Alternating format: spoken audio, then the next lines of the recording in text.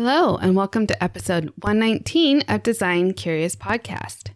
I'm your host and mentor, Rebecca Ward. Today on the podcast, we are appropriately reflecting about year-end and about the new year coming in and some fun things that you can do this time of year to get you focused and ready for the next year and be intentional. I have some great news that you're going to want to listen to, so tune into this great year-end episode. You're now listening to Design Curious, a place where you, creative one, are here to learn about what it really is like to be an interior designer. And I'm your host and mentor, Rebecca Ward. If you're worried about how to succeed in a creative career, if you're ready to learn your next steps to become an interior designer, and if you want the satisfaction of doing something you love every day, you are in the right place. Grab a coffee, a notebook, and let's dig into today's episode. So here we are, the last episode of the year. As I'm recording this, I am looking out the window and it's a rainy day, which always makes me introspective. I love rainy days. We don't get too many of them here in Sacramento, so it's always a special thing for me. I always felt it invigorating as I was growing up and somewhat comforting. So as I am recording, I think that it's very appropriate that it's a rainy day because today we're talking about reflecting on the year, planning ahead for the next year, and doing some vision board work. I believe that I am a visionary for my company, and so it's very important that I take the time to reflect, first of all, to consider the things that have happened this year, the ways that I've grown, the lessons that I've learned, but also really to plan and shape and be intentional about the year that is to come. Of course, I only have so much control over the circumstances, but I know that I have control over my thoughts about the future and about the intentions that I want to have, the things that I want to accomplish in the next year. All right, so let's start with talking about reflecting over the past year. So as I look at 2024, it has been quite a year for me. It was an unusual year.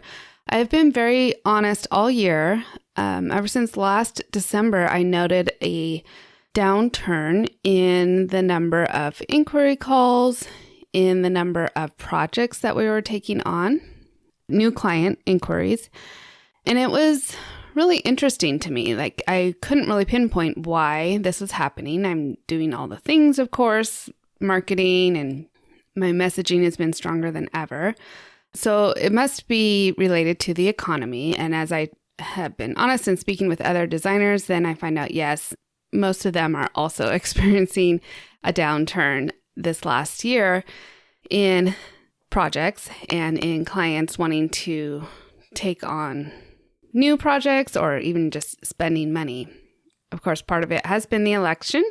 The uncertainty of what was the outcome makes everybody hesitant to go and spend large amount of money. So all that combination kind of made 2024 an interesting year for me.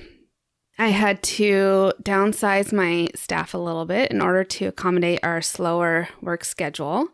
One of the interesting things was that I had a lot of repeat and return clients. For the most part, that was almost all that we did this year, was clients that we've worked with before wanted to work with us again. So that was very positive because that means that we were doing something right the first time around, that they wanted to come back and work with us. I was able to check off several goals that I had over the year that I had written down in my full focus planner that I get a new one each quarter. Each quarter I have some goals that continue on for the whole year, and each quarter might have its own individual quarterly goals that I have. So looking back, I have accomplished quite a bit over the last year, which is definitely a good feeling. Some things that I've been putting off for personal finances or just personal enrichment, like learning a little more on how to golf, how to watercolor, taking on hobbies and things that I really haven't done. When my kids were little, I had very little time for that. But now that they're a little more independent, I have been trying to explore more personal time and doing that with hobbies. And so that is definitely something I had on my list that I've been able to accomplish this year. So I want you to think about the things that you've done this year. What are the good things that happened? What are the challenging things that happened? What are some ways that you've learned? Take out a journal or a piece of paper, or you can type it in your phone or on your computer if that's how you like to think. But let's do some reflection on what this year was like for you, because it's a part of you. It's who you are now. You're a different person this month than you were back in January. And what has gone on in the meantime to bring you to this point? Revisit the goals you may have made and take some time to celebrate those wins and small victories that you've accomplished throughout the year. Okay, once you've done that, then we're going to start looking into 2025 and seeing what the new year brings on for us. I don't know what it is about the calendar turning over for January, but it just makes it kind of feel like a fresh slate that you can start anew again. And I always enjoy that time. I usually try to pick a word for the year.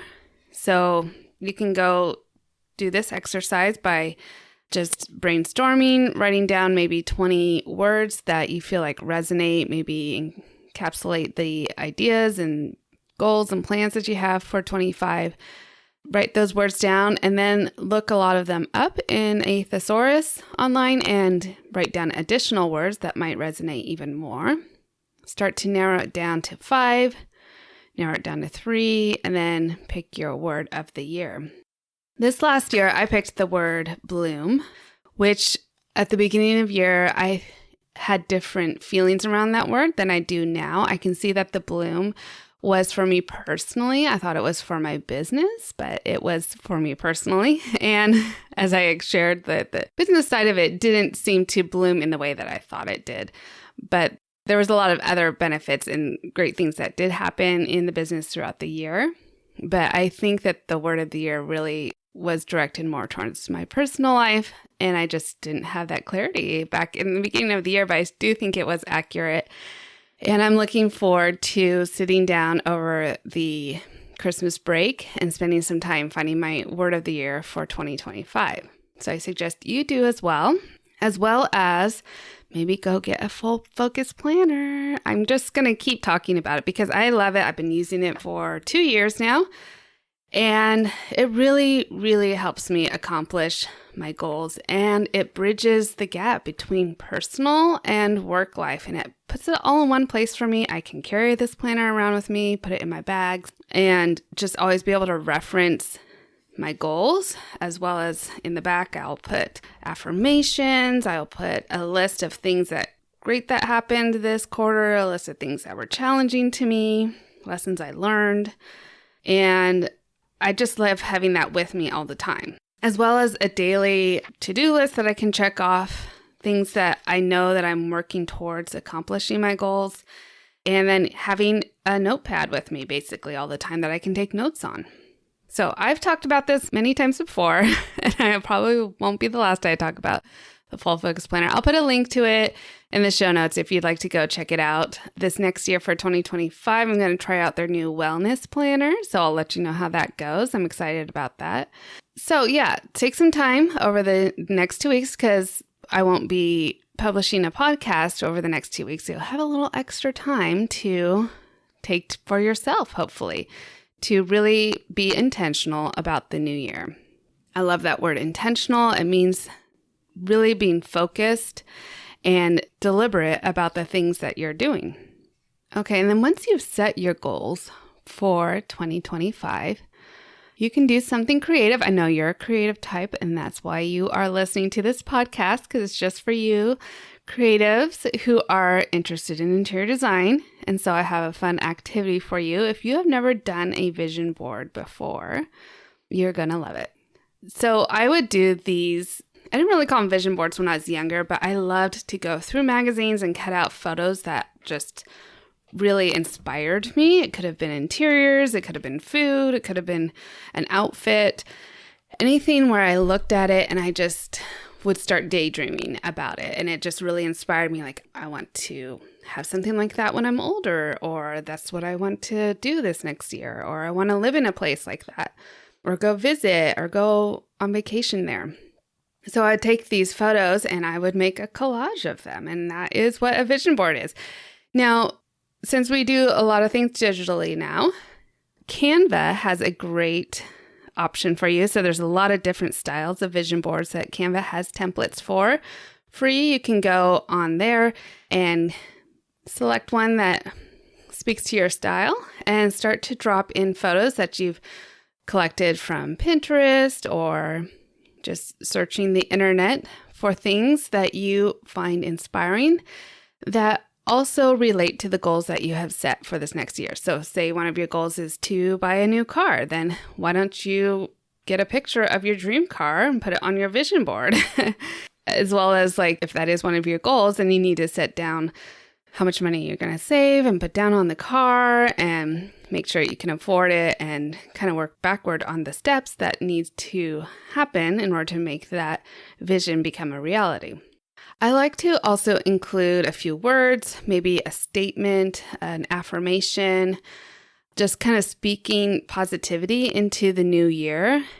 And then what I do with these vision boards, I will usually print out a full letter-sized page and put that on my wall in the office, and then maybe on the wall in my bedroom next to the nightstand, or on the side of my nightstand so I can only see it when I'm falling asleep.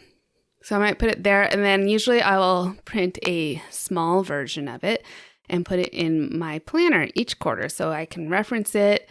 It's in the back. I can just flip there and get reminded about what my vision is for 2025. And it carries with me all the time. So it is a fun activity. It's creative. So I think it's just the perfect activity for people like us who like to plan, but also love to be creative.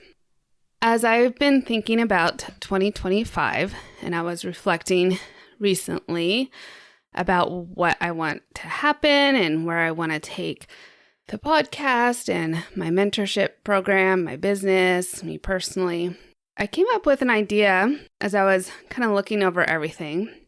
And I realized that the business starter kit that I have in my Design Mentor could use some work. It was a great idea. I have some good information in there, and it is still available up through the end of 2024. If you want to get into my Design Mentor and then choose to upgrade to purchase the business starter kit, you can get that right now. But I was reflecting on it and realized that after talking with a few of the people who have purchased it and have gone through it, and also because I took a class this year virtually for some PR and marketing things, that having accountability and someone show you and take you through week by week on what you're learning is really helpful. And so I thought, well, what if some people who are coming to the mentorship program really have good intentions, but they might fail on the follow through? And if there was some accountability program set up, then perhaps it might make it easier on them to launch their interior design business. And so I have been creating a new boot camp class for you called Launch Your Business Bootcamp. It is going to open in February.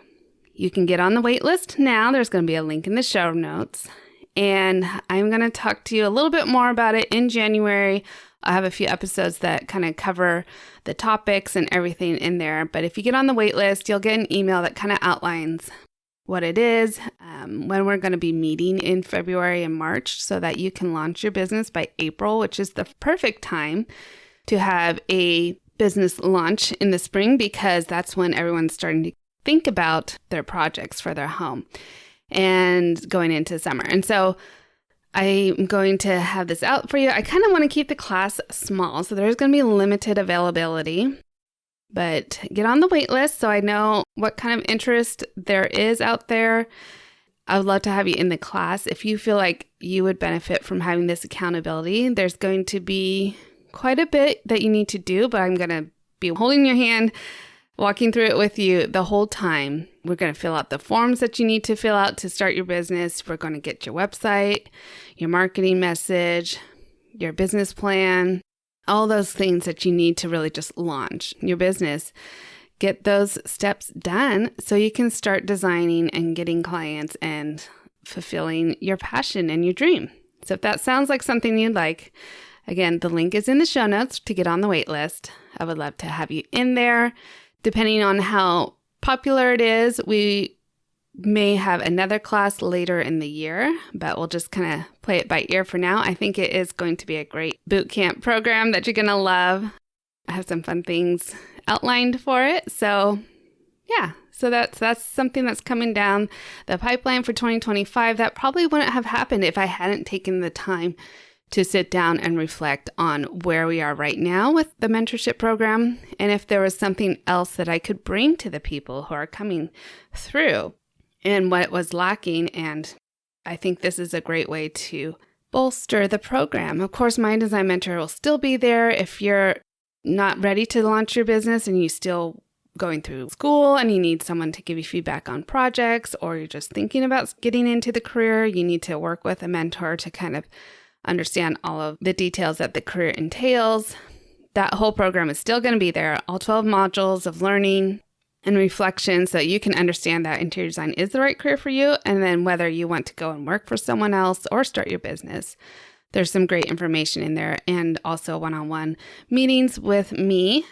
And so take your pick. See what it is that you want for 2025. If you want to explore the career, My Design Mentor is here for you. If you want to launch your business in 2025, then Launch Your Business Bootcamp is going to be where you want to sign up. Like I said, we're taking the next 2 weeks off. And so that gives you time to do some homework. I've already assigned to you. So I can't wait to come back in 2025, talk to you more about bootcamp. We've got some great interviews set up you're going to love. And yeah, here's to the new year.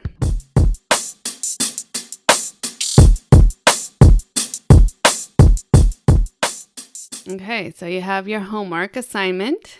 And really, I hope you, above all, enjoy the end of year, celebrating with your family and friends, and just taking some time for you as well, because you are very important. You can't go out and serve others or be creative or anything if you're not taking care of yourself. So take some time off, do some self-care, do some reflection, some growing, and I will see you back in the new year with another great episode.